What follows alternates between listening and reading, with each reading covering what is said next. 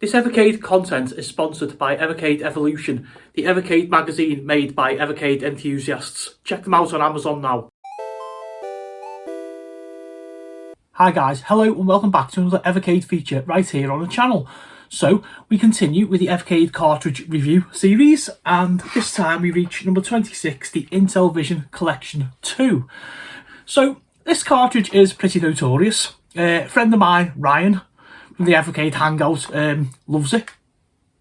Not. And has always been raving on about it on podcasts and stuff.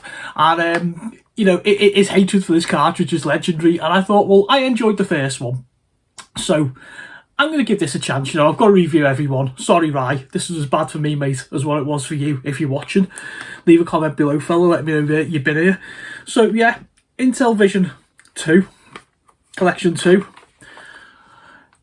Cart book. We get a couple of like little inlays for the Tower of Doom and for Cloudy Mountain to just like basically let us know what all the little icons are and stuff. So, you know, I thought, yeah, that's helpful. Little cartridge. Label is in brown. Add your own, you know, explanation for that. And here we go, here's the booklet. So I'm trying my hardest to actually like not want to just give up on the channel and everything else to do with Evercade. But anyway, let's have a look. About Intellivision. Intellivision's intelligent television tagline wasn't just for marketing purposes. The platform also offered games of considerably more depth and complexity than you could find on its main rival, the Atari 2600. The developers used the power of the Intellivision to give players a wide variety of experiences, including some from genres that were previously associated with home computers, like complex role-playing, simulation and strategy games. In this second compilation of classics for your Evercade, we highlight some of the most ambitious and challenging Intellivision games, including renowned dungeon crawlers Tower of Doom and Cloudy Mountain, strategic shooters Hover Force and Vectron, and some of the best sports games on the platform. Yeah. So let's go through the book, shall we? Little bit about Intellivision. Tower of Doom.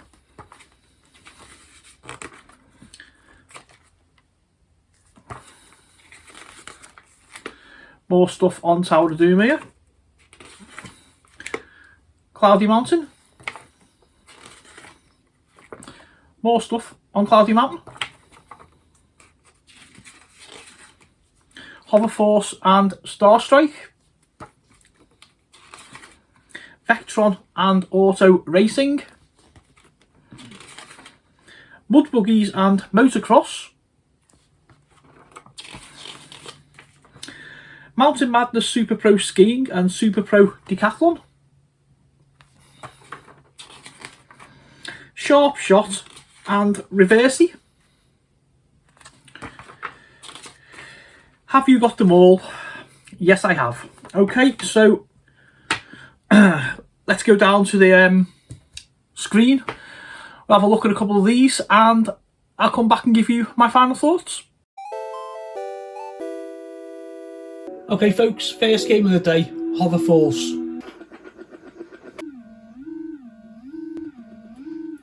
So here's our little guy, runs to the helicopter now. This is an overhead shooter where you've got to just fly around. The red cross is basically our target and we're looking for other helicopters.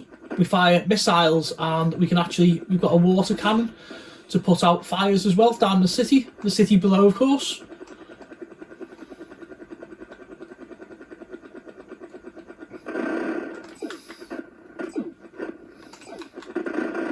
Not the fastest.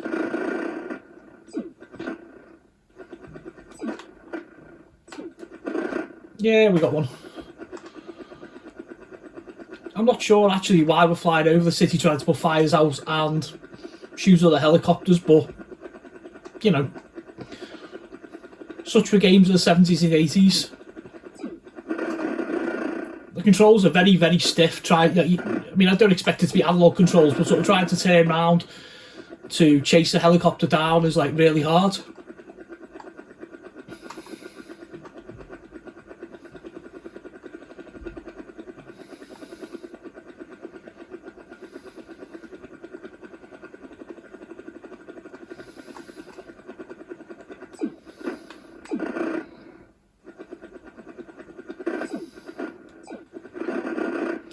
There we go. I'm going to leave it there before I die of boredom.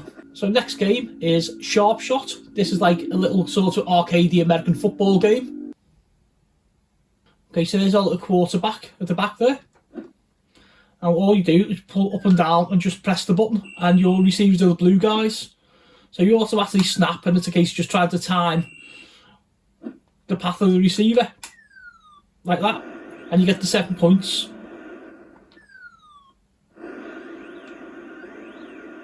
It's basically like scoring a touchdown, 7 points for every catch. And you're on like a time limit. And, you know, it's not the most challenging game in the world ever.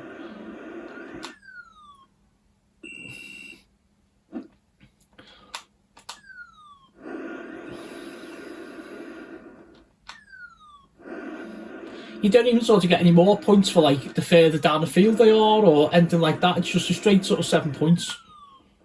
And most of the time it's like sort of pretty random, you know.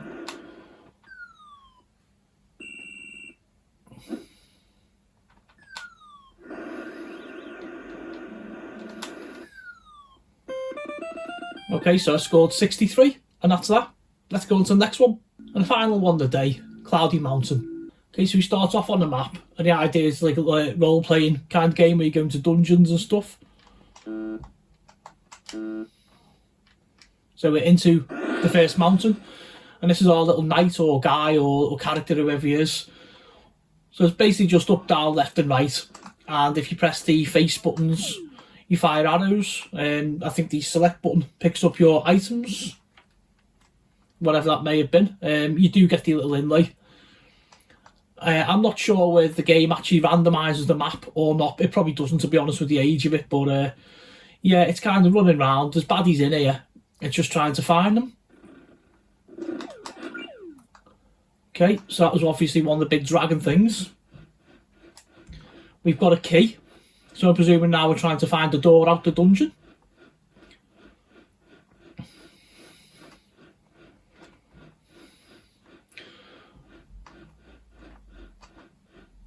I don't think those bats actually harm you, if that's what they are.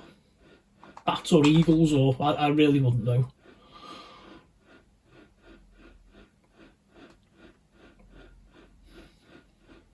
Blue key, so I'm presuming all logic says blue door.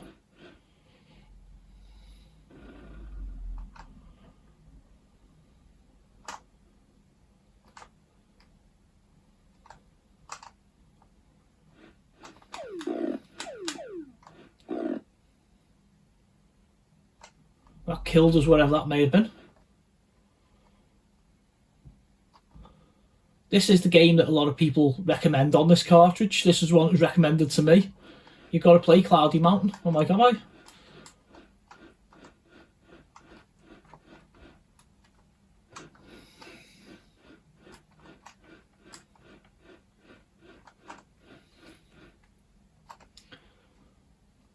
I actually feel like I'm truly lost under the mountain. Okay. Oh, you can kill the birds. So I saw a ladder there somewhere before. So we got the big pink monster Barney on acid here.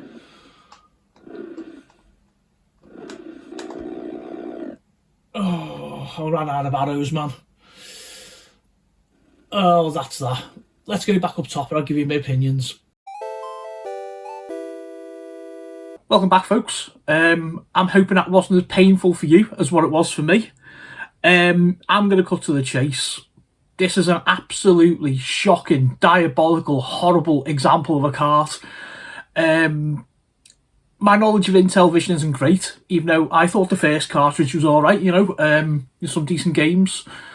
Whoever lined up this, with the exception of some of the big hitters, your Tower of Doom, your Cloudy Mountain, I'm really not sure, guys. I hate to be so negative, I really do, because I'm one of those people, I'm like a glass half full kind of person, you know. I'll always try and find something to like in like even the hardest retro games. I mean, I'm going back to some of the craziest things on the spectrum even, you know, and I still put up an argument, oh, well, it's got this, or it was innovative, or it was that, or it was the other.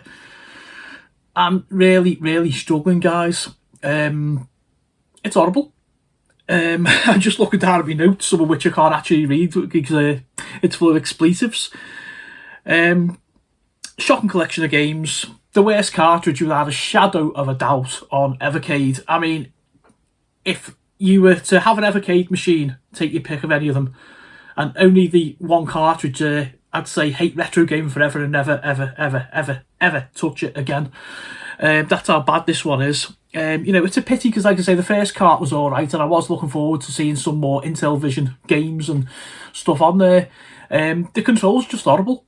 The first collection, and this one as well, you press one of the shoulder buttons to get like the keyboard, which is fair enough because that was where the controller was, to sort of select like 1 to 9 and enter and stuff like that. I've got no issue with that. It's a little bit of a, you know, it's a pain, but, you know, I can edit it all out and just show you the game. So I got by that in the first one, but the controls just horrible. Like, you know, the racing games are, they're shocking when you can get them going. The sports games, yeah, you know, they put the blurb in on the intro about better than Atari. I'm sorry, Intellivision, you didn't. You didn't. Like, you know, the Atari 2600, I can go away and I can play right now, and I can totally enjoy most of the like, content. Going back to what I said before about, like, you know, I can kind of say, oh, well, you know, put yourself out there a bit. This is a car, that's a spaceship, whatever, you know, work your head and get into the game and appreciate it for, like, you know, what it was. But I just, honest to God, I just, I can't find anything. I can't find anything at all positive to say. And for that, I'm really, really do apologise, guys. Comments below. Did you buy this? I'm sure your opinion's the same as mine, and indeed Ryan's, and most people in the Evercade biosphere. If it's not, tell me what I've missed. Please, please tell me what I've missed. You know, I think I've lost the will to live, and kind of, I will be back next month to continue the series, but, you know, we've just done like Morphcat, which was amazing, and to be just, I've got this cartridge for one reason, right, and that was because Blaze put numbers on the side, a cart, 1, 2, 3, 4, etc. If they didn't, I wouldn't even have this dross. I think I'm going to put it away now, and it'll sit on the shelf, and I wouldn't even, I'd say the dust is too good for it, to be fair. So yeah, I'm going to leave it there, guys. Any comments you got, leave below, and I'll catch you next time. Keep it retro.